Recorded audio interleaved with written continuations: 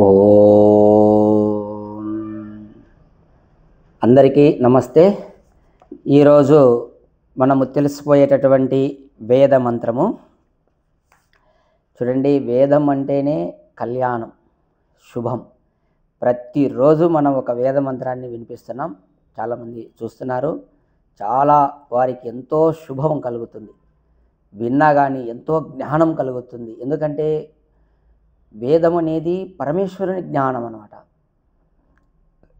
ఈ ప్రపంచంలో అన్నిటికంటే గొప్పది జ్ఞానం.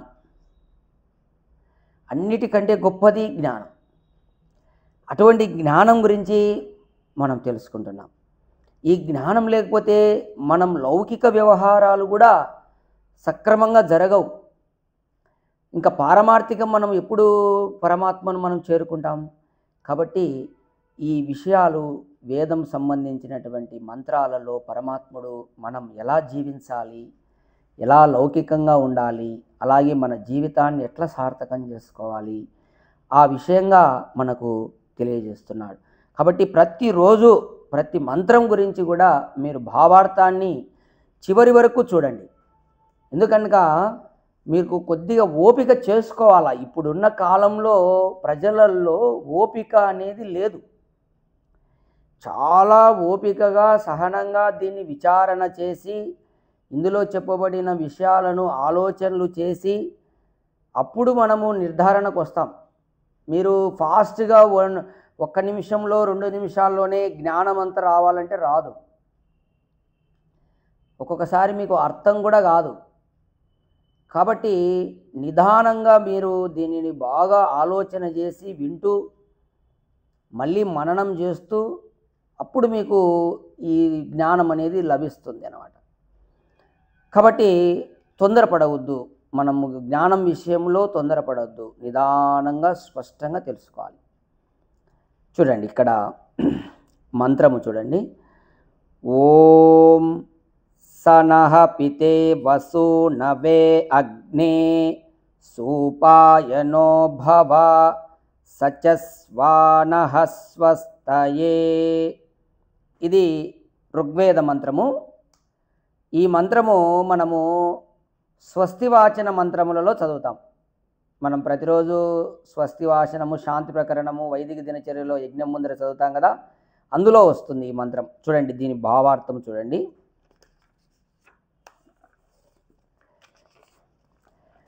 లోకంలో జన్మ నొసంగువానిని పిత, తండ్రి, పాలకుడు అందుము. మనం ఇది లోక వ్యవహారంలో మనకు ఎవరైతే జన్మనిస్తారో వారిని తండ్రి అని, పిత అని, పాలకుడని అంటాం. వృద్ధులను, గురువులను, పాలన పోషణ చేయు వారిని పితరులు అనియు వ్యవహరింతుము.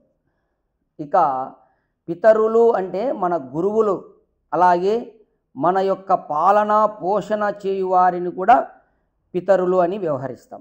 కానీ ప్రభు మా ఈ తల్లిదండ్రులు, పాలకులు, గురువులు ఒకనాడు తమ్ము తామే పోషించుకొనజాలక అసమర్థులై తమ రక్షణకై జగత్పితవైనటువంటి నీకై అర్రులు చాచెదరు.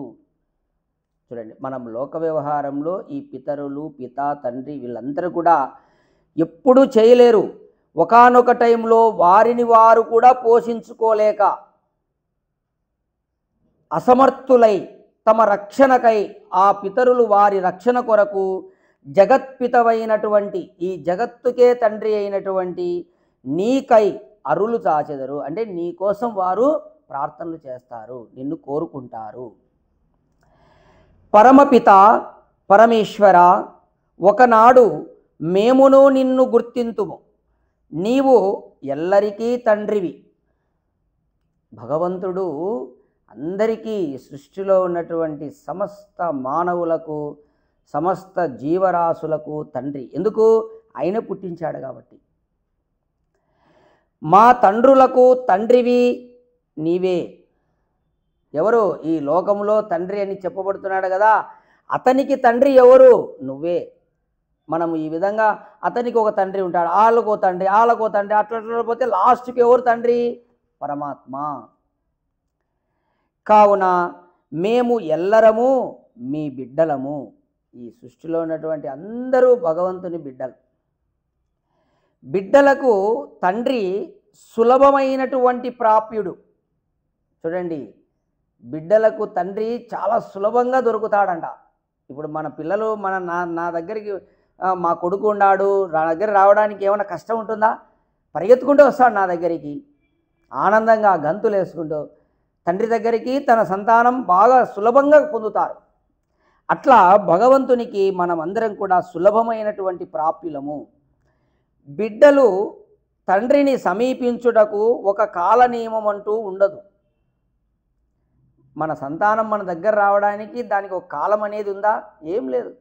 వాళ్ళు ఎప్పుడు రావాలనుకుంటే అప్పుడు వస్తారు పరిగెత్తుకుంటా. ఆటంకములు కూడా ఉండవు. తండ్రి ఒడిలో చేరి సుఖమును అనుభవింతురు. ఆ పిల్లలు తండ్రి దగ్గరికి వచ్చినప్పుడు ఎంతో సుఖాన్ని పొందుతారంట. అట్లనే నీవును కూడా మాకు జ్ఞానస్వరూప ప్రభు సులభమైనటువంటి ప్రాప్యుడవు కమ్ము.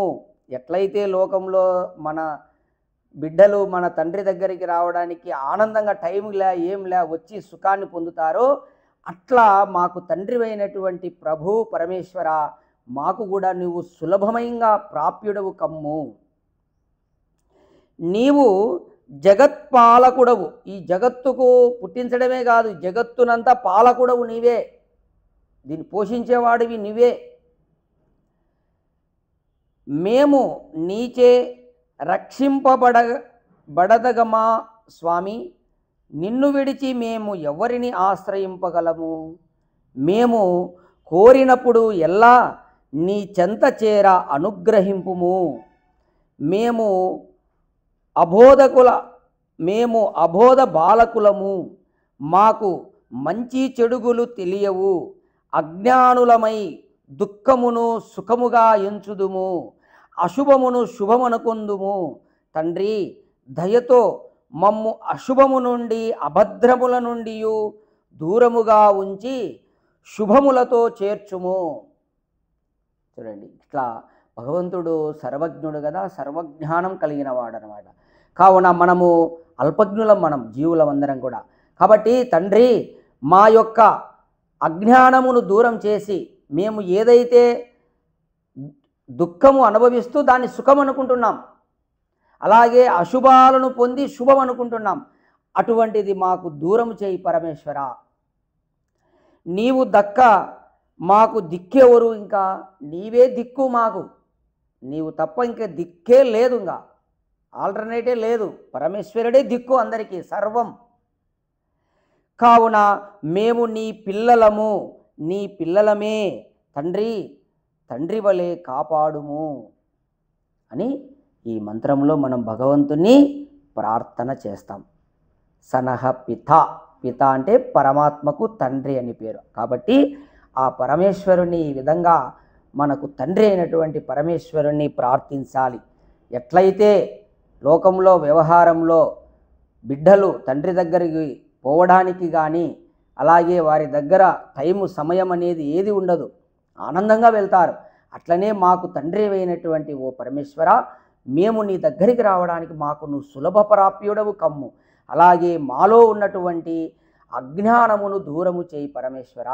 అందువల్ల మేము చాలా సుఖంగా జీవిస్తాము, మేము నీ బిడ్డలము అని ఇక్కడ మాకు నువ్వే దిక్కు, తండ్రి వలె నువ్వే కాపాడు అని మనం భగవంతుని ప్రార్థన చేస్తున్నాం.